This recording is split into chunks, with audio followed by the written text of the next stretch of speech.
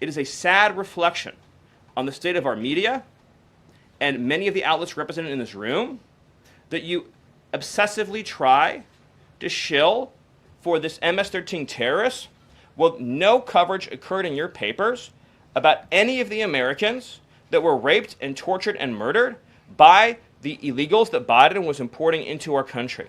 You know, you talk about due process. The Biden administration made the decision to give extensive due process to two trained Nicaragua terrorists that were apprehended at the border just a couple years ago.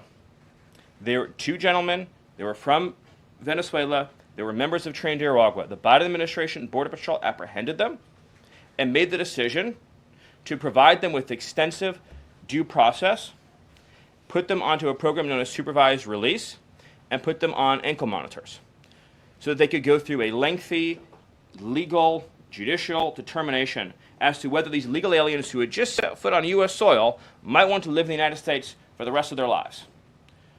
What was the result of that decision? What was the result of that choice that was made? Those two men kidnapped a young girl named Jocelyn Ungary from her family. They beat her, they sexually assaulted her, they tortured her, they stripped her, they murdered her, and they dumped her body. That is what the Biden administration's policy was.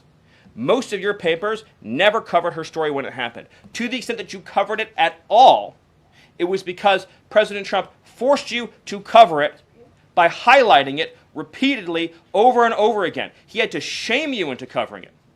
And each and every one of you that sides over and over again with these MS-13 terrorists, to the extent that you have the financial means to do so, you all choose to live in condos or homes or houses as far away from these kinds of gangbangers as you possibly can. If I offered any one of you a rent-free home with no taxes to pay in any of these gang neighborhoods, and I said your neighbors are MS-13 terrorists or Mexican mafia or Sinaloa cartel or trained Nicaragua, I couldn't pay you to live there.